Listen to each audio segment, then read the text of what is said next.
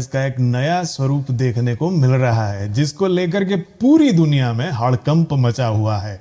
European देशों ने UK से लगने वाली अपनी सारी सीमाएं सील कर दी है, जबकि भारत समेत कई देशों ने ब्रिटेन से आने जाने वाली सारी हवाई यात्राएं स्थगित कर दी है।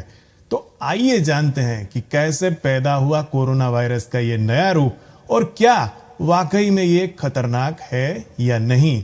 इसका पूरा वैज्ञानिक सच मेरे साथ डॉक्टर की बात में। डॉक्टर की बात।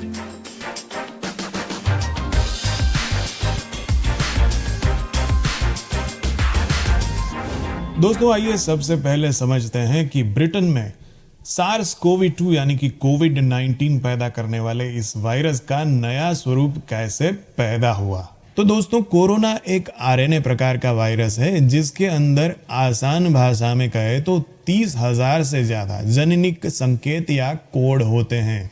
जैसे जैसे रोग आगे बढ़ता है और कोरोना एक इंसान से दूसरे इंसान में घूमता रहता है, तो इस कोड के अंदर भी कई बार थोड़े बहुत बदलाव होते हैं।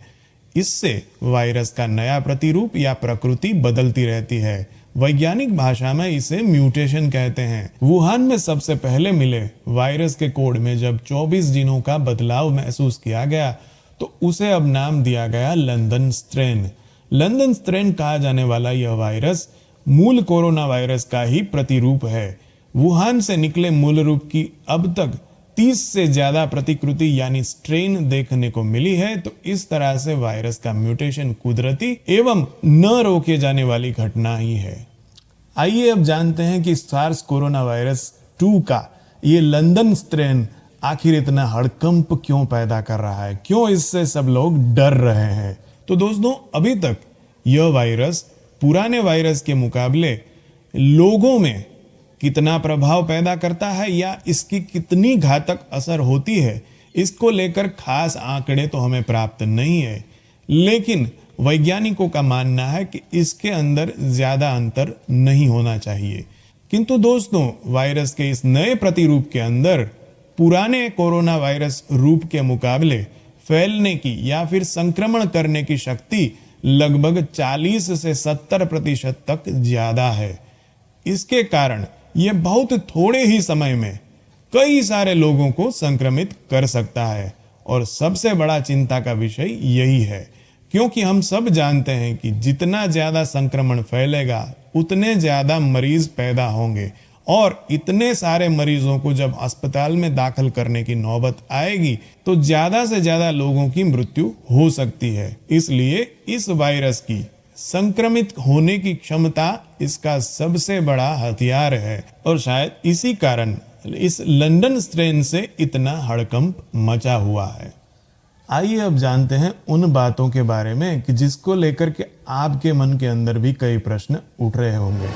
सबसे पहला प्रश्न कि वायरस के इस नए स्वरूप को क्या पुराने टेस्टों से अब जांचा परखा जा सकता है कि नहीं, या फिर इसके लिए कोई नए टेस्ट करने पड़ेंगे। तो दोस्तों इसका बहुत सरल जवाब है कि पुराने सारे हमारे टेस्ट जैसे कि रैपिड एंटीजन टेस्ट या फिर RT-PCR या फिर कई मामलों के अंदर प्रयोग में लाए गए ट्रूनैट या CBNAT टेस्ट भी आज भी इस वायरस के नए बदले स्वरूप को जांच सकते हैं, परख सकते हैं।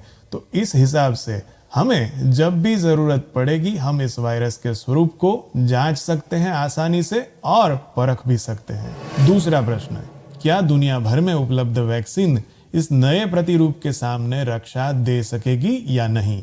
तो दोस्तों इसका जवाब भी आसान है। जब भी वैक्सीन निर्माता वैक्सीन का निर्माण करते हैं तो भविष्य में होने वाले वायरस के म्यूटेशन को हमेशा ध्यान में रखते हैं, और इसीलिए दुनिया भर के वैज्ञानिक अभी तक तो ये मान के चल रहे हैं कि जितनी भी वैक्सीन आजकल उपलब्ध है वह सारी वैक्सीन इस बदले प्रतिरूप के सामने भी मानव शरीर को रक्षा देने में कामयाब होगी। तो इसलिए सबसे अनुरोध है कि जब भी आपको वैक्सीन लगवाने का मौका मिले तो अपने आप को वैक्सीन लगवाने से न हिचकिचाएं। तीसरा प्रश्न, वायरस के इस नए रूप से हम कैसे अपने आप को बचा सकते हैं। तो दोस्तों हमें ये जानना होगा कि लंदन स्ट्रेन भी SARS-CoV-2 वायरस का ही एक नया प्रतिरूप है। इसलिए हम सबको हमारी सारी मूलभूत नीतियां जो कि हम कोरोना वायरस के सामने अख्तियार कर रहे थे उन्हें चालू रखना पड़ेगा, जैसे कि 2 गज की दूरी बनाए रखना, मास्क पहनना और अपने हाथों की स्वच्छता का पूर्ण रूप से ख्याल रखना। और इसके साथ भारत सरकार के द्वारा समय समय पर दिए जाने वाले सारे नियम और निर्देशों का पालन करना। इसी से हम अपने आप को बहुत आसानी से इस वायरस के खिलाफ भी बचा सकते हैं।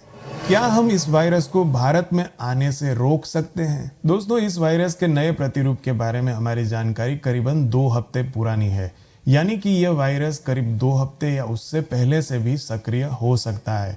इसलिए ब्रिटेन से आने वाले करीबन 15 दिनों में आए हुए सारे यात्रियों की जांच पड़ताल एवं टेस्टिंग होना स्वाभाविक है और इसी दिशा में भारत सरकार ने अपने कड़े कदम उठाए हैं। इसके अलावा एयरपोर्ट के ऊपर ब्रिटेन और यूके से आने वाले सारे यात्रियों की जांच पड़ताल एवं कोरोना टेस्टिंग की जा रही है, जिससे कि हम भारत के अंदर इस वायरस को आने और फैलने से रोक सके। आइए हम सब मिलकर इस वायरस को भारत में आने और फैलने से रोकें। क्या हमें इस नए रूप से डरना चाहिए? दोस्तों, हम सब जानते हैं कि कोरोना वायरस की रोकथाम ही कोरोना वायरस से बचाव है। इससे डरने की बजाय इसका सामना करते हुए हमें सुरक्षा के सारे नियम जैसे कि 2 गज की दूरी, मास्क का उपयोग एवं हैंड सैनिटाइजेशन का पूरी निष्ठा से पालन करना होगा। कोरोना वायरस जैसे वायरस में कुदरती रूप से ही बदलाव आना स्वाभाविक है। ऐसा कई वायरस में इससे पहले भी हम देख चुके हैं। इसके बाद भी आने वाले समय में वायरस के रूप में कई बदलाव आ सकते हैं। बस हमें अपने आप को इसके लिए तैयार रखना पड़ेगा और यह हम बड़ी आसानी से कर सकते हैं यदि हम अपनी आदतों पर नियंत्रण रखें और जब भी हमें मौका मिले हम वैक्सीन की मदद से अपनी प्रतिरक्षा प्रणाली को ज्यादा मजबूत कर सकते हैं। तो आइए सही मायनों में कह देते हैं गो कोरोना गो और अपने भारत को बनाते हैं कोरोना से मुक्त भारत। अपने और अपने परिवार का खास ख्याल रखें। जय हिंद।